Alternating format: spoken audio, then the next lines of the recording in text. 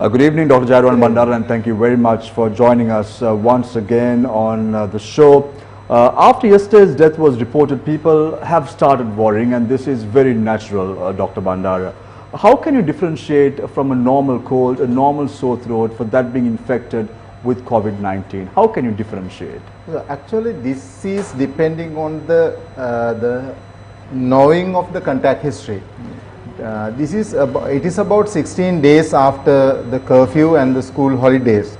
If you have been at home during all these 16 days, it's very rare you to get COVID-19 infection into your body. But one of your family member has gone out and behaved unsafely, that means not maintaining 1 meter distance and being with social gathering or in unsafe places.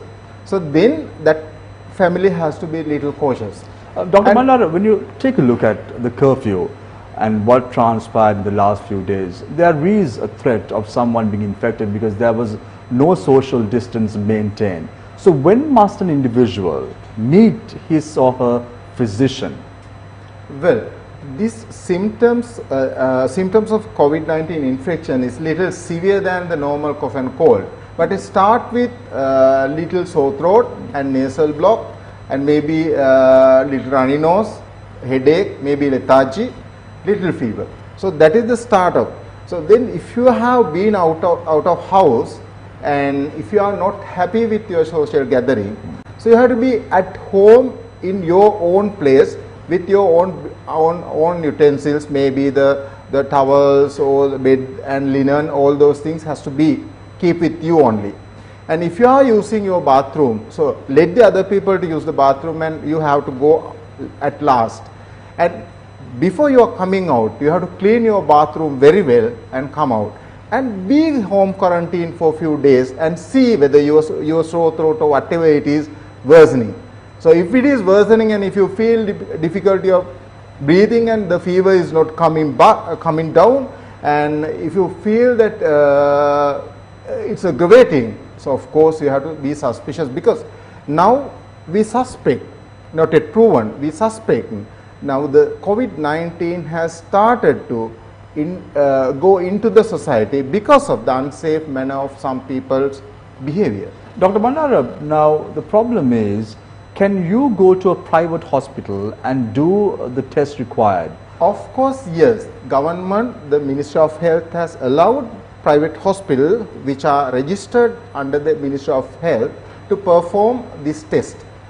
But it has to be under a consultant virologist, and it has to be tested and certified by consultant virologist, and the patient has to be admitted to the hospital. Those are the main criteria to take this this test from a private hospital. So we saw recently, Dr. Bandara, one of the private hospitals in Colombo, which had a patient infected with COVID-19. They did carry out the test, and the patient was transferred to IDH as a result of him being a positive case for COVID-19. Yeah. So there is always a possibility for the patient to be transferred to IDH. Of course, yes. The COVID-19 infected patients, the current recommendation is to treat in government hospitals which are, dedicated for this management of these patients. Dr. Bandara, right now the FDA of the United States government has introduced a 15-minute test to detect those individuals who are infected with COVID-19.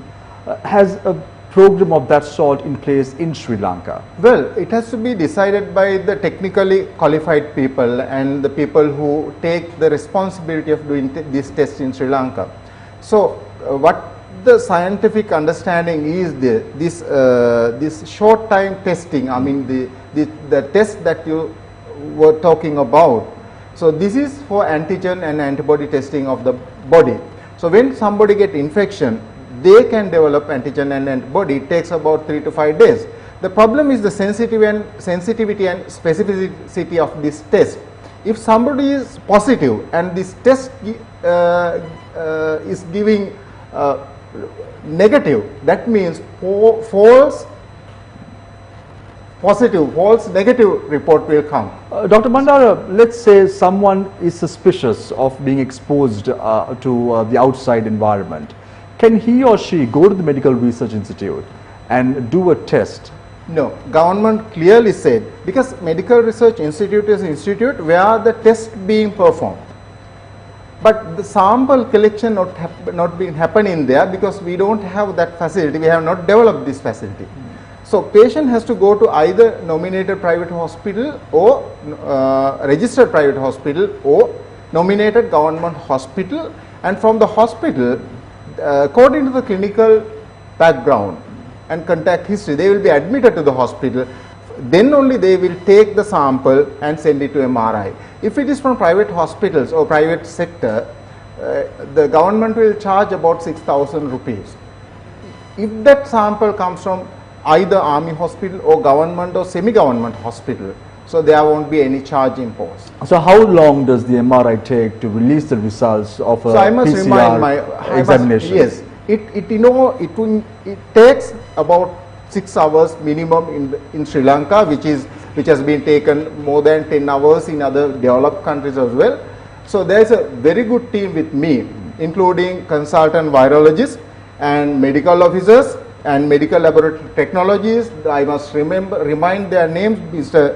Gayan, Priyantha, Nadisha, Udara, Chandima, Magadi, Jinadari, Sanduni, Lakmini, Darshak, because they are the people who are handling first these tests being done, and other people are laboratory assistants and the healthcare assistant.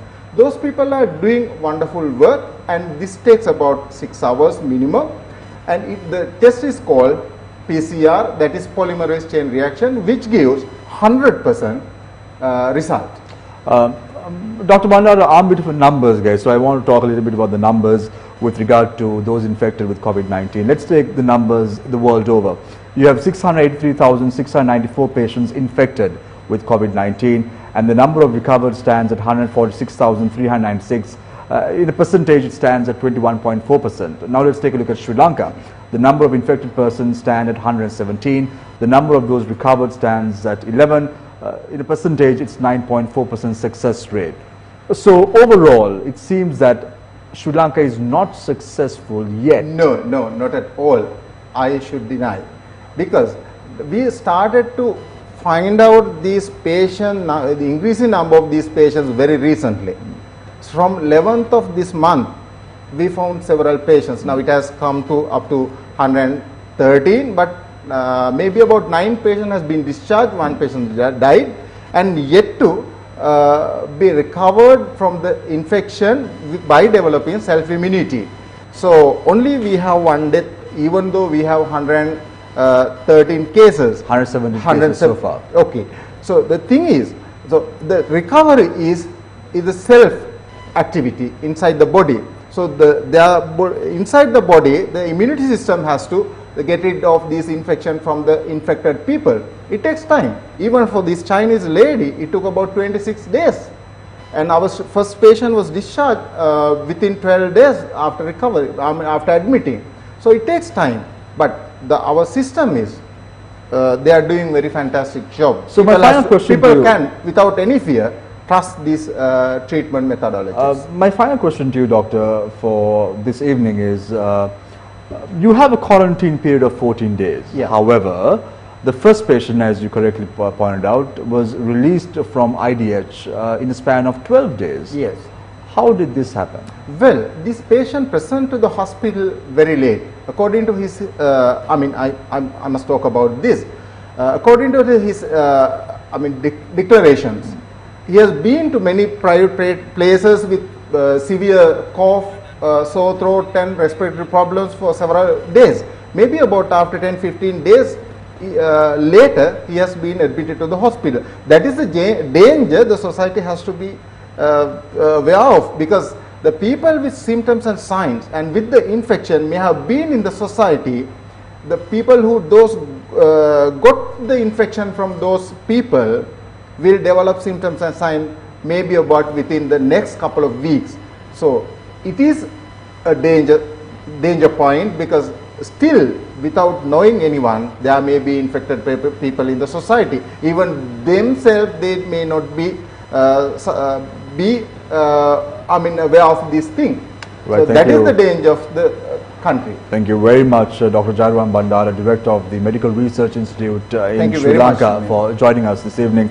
Thank you for being in the front line to treat those infected with COVID-19. I know that most of you and your staff are putting their life at risk to do the test as far as Sri Lanka is concerned. Thank you very much, Doctor, once again Thank you for very joining much, us Sunil. this evening on the show.